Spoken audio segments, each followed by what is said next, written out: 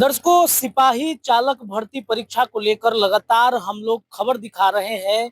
और जो अभ्यर्थियों की बड़ी डिमांड थी दोबारा रिजल्ट जारी करने को लेकर, महिला अभ्यर्थियों के साथ काफी सारी समस्याएं हो रही थी। कई महिला अभ्यर्थियों ने परीक्षा नहीं दिया, वो सीट खाली रह गई थी, जिसको लेकर के हमने पिछले महीने भी दिखाया था कि सम्राट चौधरी से ये मिले थे, सीएसबीसी जाकर ये अभ्यर्थी मिले थे। लेकिन अब सब जगह से जब कोई सुनवाई नहीं हुई तो अब पटना हाईकोर्ट पहुंच गए हैं। आप देखिए तस्वीरों में, यहाँ पर अभ्यर्थी भी हैं, शिक्षक भी हैं, इसके अलावा वकील साहब भी हैं, जिन्होंने अब ये बेड़ा उठा लिया है कि भाई इन अभ्यर्थियों को न्याय दिलाना है। सर, सबसे पहले आप अपना शुभ नाम बताइए। मेरा नाम दीपक कुमार हुआ, मैं अधिवक्ता पटना उच्च न्यायालय। जी, क्या बच्चों के और शिक्षकों की क्या डिमांड थी सिपाही चालक भर्ती परीक्षा को लेकर के? देखिए, आयोग के द्वारा विज्ञापन संख्या 2/2025 के माध्यम से चालक बिहार पुलिस में चालक के लिए बहाली निकाली गई, जिसमें करीब 4361 वैकेंसीज थी।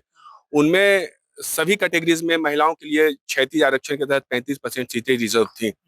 हमारे पास कई पिटिशनर्स हैं जिनका रिटन एग्जामिनेशन के बाद फिजिकल के लिए क्वालिफाई नहीं कर पाए थे, मगर उनका कहना था क्योंकि एन नंबर ऑफ सीट्स, बहुत सारी सीटें फीमेल के लिए जो रिजर्व थी वो वैकेंट रह गई।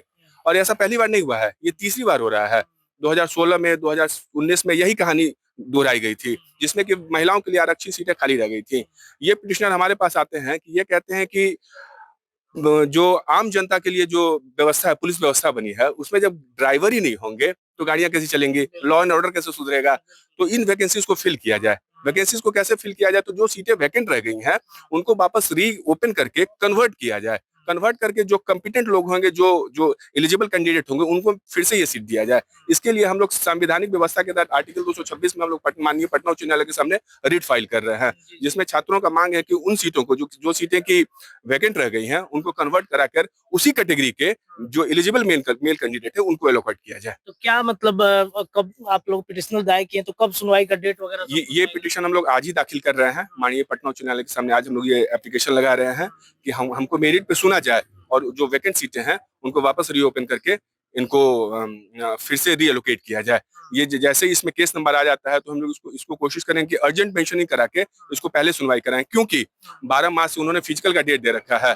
तो हमारा ये पूरा प्रयास है कि 12 मार्च से पहले इसमें पहली सुनवाई हो जाए और फिजिकल के लिए हमको स्टे मिल जाए। जब तक इसको मेरिट पे नहीं सुन लिया जाए, हमारे केस को मेरिट पे डिसाइड कर ले माननीय पटना उच्च न्यायालय, उसके बाद इसमें फिजिकल कराया जाए। तो लग रहा है कि बच्चों के साथ अन्याय हो रहा है, इस तरीके से चीजें हो जी रही जी जी, देखिए, जिस वैकेंसीज में जिन सीटों के लिए वैकेंसीज लाई गई, उनकी जिम्मेदारी है कि उनको भरा जाए। और ये मैं इससे पहले भी मैं रिपीट करूँ, ये पहली बार नहीं हो रहा है, तीसरी बार हो रहा है कि वैकेंसीज खाली जा रही हैं।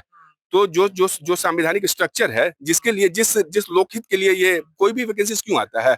सरकार देखिए दावा करती है कि हम इतना वैकेंसी निकालते हैं, इतना क्या इन्हीं वैकेंसीज को बार बार काउंट करते हैं? ये बहुत बहुत ऐसा पॉइंट है जिसको समझने की जरूरत है कि आप 2016 में जो वैकेंसी लाते हैं, सीटें वैकेंट रह जाती हैं। 19 में लाते हैं वैकेंसी, वैकेंट रह जाती है। 25 में वैकेंसी लाते हैं, वैकेंट रह जाती है। और जब सरकार कहीं भी जब आंकड़ा देती है कि हमने इतने वैकेंसीज निकाले हैं, तो क्या इन वैकेंसीज को ऐड किया जाता है? बहुत रेलेवेंट चीज है कि आप वैसी वैकेंसीज को जनता के सामने रखते हैं कि हम इतनी वैकेंसीज ला रहे हैं जो आपका वैकेंट रह जा रहा है। ये कहीं ना कहीं संवैधानिक व्यवस्था पे, न्यायिक व्यवस्था पे के अगेंस्ट जा रहा है। तो इसके लिए हम लोग ये रिट लेके आ रहे हैं। आपके साथ आपके सहयोगी भी हैं, और कितने लोग आप मतलब इस केस को लड़ेंगे? देखिए, हमारी लीगल टीम में 7-8 लोग हैं। हमारे एडवोकेट क्लर्क हैं, हमारे जूनियर्स हैं, काफी कॉम्पिटेंट लॉयर हैं। सब लोग मिलकर इस लड़ाई को हम लोग आगे ले जा रहे हैं और हमें पूरी उम्मीद है। देखिए, पटना उच्च न्यायालय किसी भी केस के मेरिट पे जाती है और हमें ये लगता है कि हमने जो साक्ष्य कोर्ट के सामने रखा है। अभी आपको एक उदाहरण के लिए बताऊं कि दरोगा की बहाली में आयोग के द्वारा कहा गया कि जो सर्कुलर जो सर्कुलर इनको बार करता है कि सीटों को कन्वर्ट नहीं किया जा सकता है, उस सर्कुलर के बियॉन्ड जाते हुए वहां उन सीटों को, जो जो सीटें रिक्त रह गई थी महिलाओं की, उनको कन्वर्ट करके एलोकेट किया गया, रीएलोकेट किया गया। तो हमारा यही पैरिटी का ग्राउंड है कि ऐसा क्यों नहीं हो सकता है? क्या सीटें हमेशा हमेशा वैकेंट ही रहेंगी? तो इसके लिए हम लोग पटना उच्च न्यायालय में आ रहे हैं। चलिए, सर भी हैं, इनसे बातचीत भी हमारी हुई थी, हंटर सर के नाम से काफी फेमस है। आपसे जब बातचीत हुई थी तो आपने कहा था कि हम हाई कोर्ट जाएंगे, और देखिए सर अब आप लोग के केस को सुनवाई करेंगे। कितनी उम्मीद है पटना हाई कोर्ट से?